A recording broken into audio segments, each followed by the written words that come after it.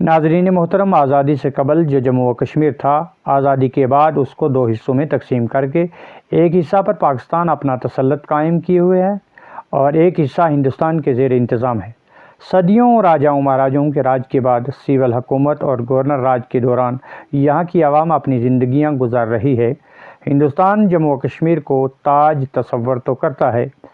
پر اس کی حیثیت اور انفرادیت کو شاید کہ کم کر رہا ہے، کیونکہ کبھی یہ ایک ملک، ایک ریاست اور اب ریاست سے یونین ٹیریٹری بنا کر مرکز کے زیر انتظام کر دیا گیا، جس میں دفعہ 370 اور 35 کی منسوخی کے 10 سال کی طویل عرصہ کے بعد سپریم کورٹ آف انڈیا کی ہدایت پر انتخابات تو ہوئے اور پھر سول حکومت بننے کا عوام کا خواب بھی پورا ہوا۔ آخرکار 10 سال کی لمبی مسافت کے بعد نیشنل کانفرنس کے نائب صدر جناب عمر عبداللہ نے جموں و کشمیر کی خصوصی پوزیشن ختم ہونے کے بعد پہلے وزیر اعلیٰ کا حلف لیا اور نائب وزیر اعلیٰ کے عہدہ پر سریندر کمار کو تعینات کیا گیا۔ دیگر 4 وزارتوں کے لیے وزراء کو بھی عہدہ سونپا گیا، جن میں نیشنل کانفرنس سے نوجوان خاتون لیڈر سکینہ اتو جو دھمال ہنجن پورہ سے جیت کر سامنے آئی ہیں، دوسرے آزاد امیدوار ستیش شرما جو چھم سے آزاد امیدوار جیت کر سامنے آئے ہیں اور نیشنل کانفرنس کو حمایت دی ہے۔ نیشنل کانفرنس سے جاوید احمد ڈار جو رفیع آباد اسمبلی حلقہ سے کامیاب ہوئے ہیں اور نیشنل کانفرنس سے جاوید احمد رانا جو مہنڈر اسمبلی حلقہ سے جیت کر وزارت کے عہدہ پر فائز کیے گئے ہیں۔ اس طرح 2 کو جموں صوبہ سے اور 2 کو کشمیر صوبہ سے وزارت کا عہدہ دیا گیا ہے۔ عمر عبداللہ کو جموں و کشمیر کے لیفٹیننٹ گورنر منوج سنہا نے سری نگر میں ڈل جھیل کے کنارہ واقع مشہور SKICC میں ایک اعلیٰ سطحی تقریب میں عہدے اور رازداری کا حلف دلایا اور ساتھ ساتھ سریندر چودھری نے جموں و کشمیر کے نائب وزیر اعلیٰ کے طور پر بھی حلف لیا، جبکہ سکینہ اتو، ستیش شرما، جاوید ڈار اور جاوید رانا نے بھی کابینہ کے وزراء کے طور پر حلف لیا۔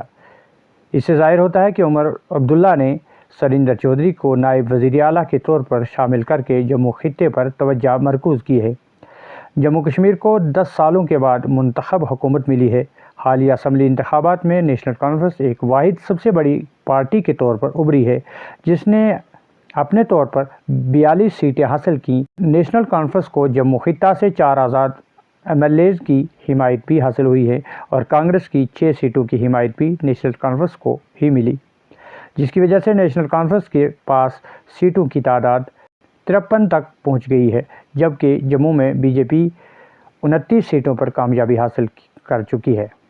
تاہم حکومت بنانے کے لیے جو ضرورت تھی اس سے یہ تعداد بہت کم تھی اور کشمیر میں BJP ایک بھی سیٹ جیتنے میں کامیاب نہیں ہو سکی۔ UT جموں کشمیر کے پہلے وزیر اعلیٰ و دیگر نیشنل کانفرنس کی اعلیٰ قیادت کے دور اندیش فیصلہ سے عوامی حلقوں میں خوشی پائی جا رہی ہے، کیونکہ اس وقت موجودہ صورتحال میں جموں کشمیر میں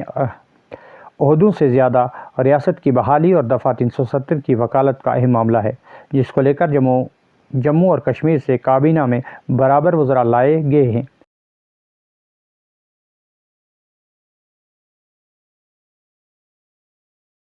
اس وقت جموں و کشمیر، خاص کر کشمیر اور خطۂ پیر پنچال میں عوام نے BJP کو شکست سے دوچار کر کے ان کی پالیسیوں کو بھی ناکار دیا ہے۔